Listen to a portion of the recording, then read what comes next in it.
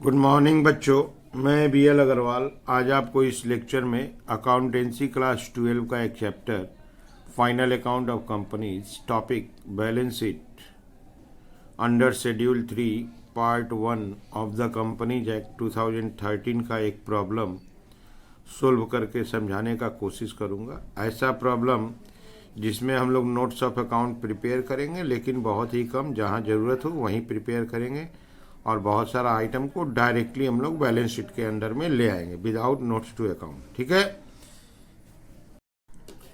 ये रख दिया आपके सामने एक problem. Prepare balance sheet of expression limited, date है आपका 31 मार्च 19। ये हो गया, देखिए, इक्विटी शेयर कैपिटल, अब प्रीफरेंस शेयर कैपिटल, ये दोनों हो गया शेयर कैपिटल। ठीक है, शेयर होल्डर्स फंड का आइटम होता है शेयर कैपिटल। यहां देखिए balance of profit and loss, ठीक, ये हो गया आपका रिजर्व एंड सरप्लस।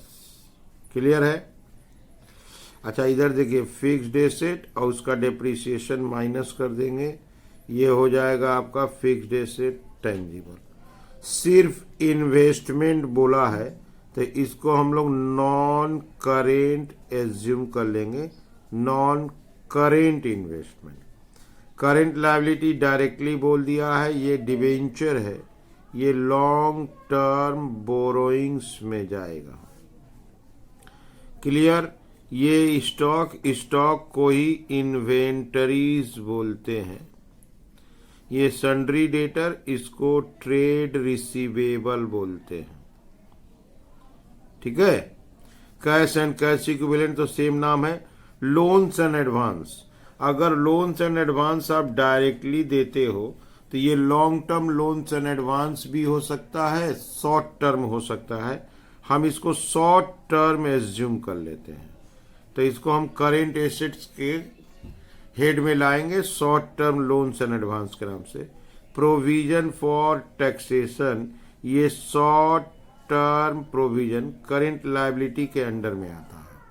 ये एक आइटम देखिए, workman compensation reserve. Workman compensation reserve divisible profit से क्रिएट किया जाता है to meet the uncertain liability relating to the employee, तो इसलिए इसको हम लोग लॉन्ग टर्म प्रोविजन के नाम से नॉन करेंट लायबिलिटी के अंडर में लॉन्ग टर्म प्रोविजन के सब हेड्स में रख देंगे।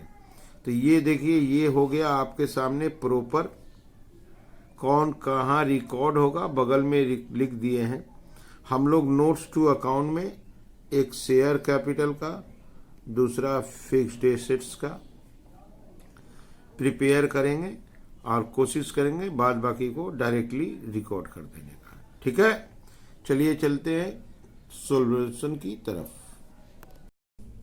सबसे पहले थोड़ा सा नोट्स टू अकाउंट बना दिया जाए। एक number share capital, share capital directly दिया था, सब्सक्राइब्ड कैपिटल बोल के ले देते हैं। सब्सक्राइब्ड कैपिटल, कोई फेस वैल्यू नंबर्स दिया हुआ नहीं है, डायरेक्ट लिख देते हैं। Equity share capital, equity share capital का अमाउंट था आपका 20 लाख।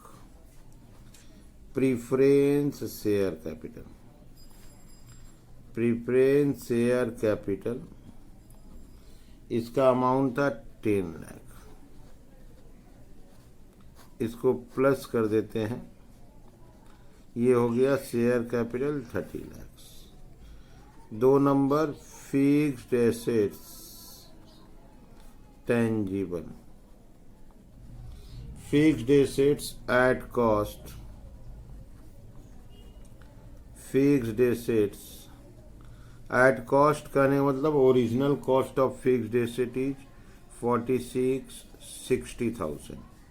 इसमें से माइनस होगा प्रोविजन फॉर डेप्रिसिएशन बोलते हैं इसको। It is accumulated depreciation of the fixed assets 1660, आपको बच जाएगा 30 लाख। ठीक है, तो ये हो गया हम लोग का 2 नोट्स टू अकाउंट। इसके सपोर्ट से चलिए बैलेंस शीट बना के देखते हैं। ठीक, ये रख दिया आपके लिए balance sheet, equity and liabilities. Equity and liabilities में A shareholders fund. Shareholders fund में शेयर कैपिटल, और शेयर कैपिटल का नोट्स टू अकाउंट प्रिपेयर किए थे 30 lakh. Roman 2 reserve and surplus, B non current liabilities. इसके under में long term borrowings, इसके under में लॉन्ग टर्म प्रोविजंस। पहले आपको इतना दिखा दें, शेयर कैपिटल में तो ये 30 लाख लिख दिए। ये 3 लाख पीएल अकाउंट का रिजर्व सरप्लस में ले लेते हैं। डिवेंचर का 6 लाख लॉन्ग टर्म बोरोइंग्स में ले लेते हैं। Workman compensation reserve long term provisions में लेते हैं। That is 6 lakh, 3 lakh, 1 lakh. तो रिजर्व सरप्लस में आपका 3 लाख, लॉन्ग टर्म बोरोइंग्स में डिवेंचर का 6 लाख, लॉन्ग टर्म प्रोविजन में वर्कमैन कंपेंसेशन का 1 लाख। क्लियर है? अभी और है, सी नंबर आपका आएगा करेंट लायबिलिटीज। करेंट लायबिलिटीज के नाम से डायरेक्टली 8 लाख दिया हुआ है। इसके अंडर में आपका short term provision, short term provision, ये देखिए आपका प्रोविजन फॉर टैक्स, ये आएगा 2 लाख रुपया। ठीक है, अब इसको ऐड कर दिया जाए। This is our total.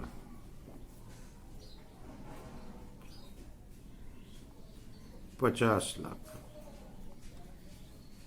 ठीक है, अब एसेट्स को लाते हैं। एसेट्स ए नंबर होगा non current assets. Non current assets में fixed assets, fixed asset tangible, इसका नोट नंबर 2 किए थे डायरेक्टली 30 लाख। बी सॉरी, यहां रोमन 2 लाते हैं। नॉन करेंट इन्वेस्टमेंट, इन्वेस्टमेंट था उसको हम लोग नॉन करेंट एज्यूम किए थे 4 लाख रुपया। उसको आपको दिखा दे, ये इन्वेस्टमेंट था, उसको हम non current investment amount assume कर लिए थे, तो वो नॉन करेंट एसेट्स में ही आएगा।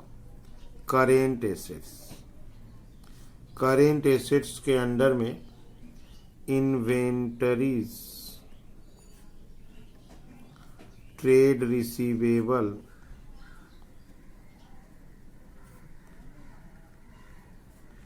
Cash and cash equivalent, short term loans and advance. यहां देख लो आप, stock that is inventories 6 lakh, debtor trade receivable 8 lakh, inventories 6 lakh, debtor that is trade receivable 8 lakh, cash 1,50,000, loans and advance 50,000, 150 and 50। ये होगा आपका टोटल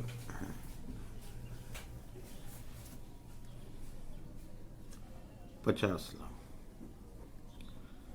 ऊपर भी देखिए टोटल 50 लाख था, ये भी हो गया टोटल 50 लाख था। तो इसमें नोट्स टू अकाउंट थोड़ा सा बना दिए, एक शेयर कैपिटल का, दूसरा फिक्स्ड एसेट्स का। इसके अलावा डायरेक्टली आइटम को लिखने का चेष्टा किए हैं। एक जगह थोड़ा प्रॉब्लम हुआ है, ये देखिए करेंट लायबिलिटी बोल के डायरेक्ट दिया था, ठीक है, ये हम लोग का हेड होता है और इसके अंडर में सब हेड होता है। तो जब करेंट लायबिलिटी डायरेक्टली यहाँ फिलअप कर दिए तो फिर एक सब हेड का item provision for tax short term provision दिया हुआ है, ठीक है। यहाँ थोड़ा सा लिखने में अकाउंटिंग प्रॉब्लम है।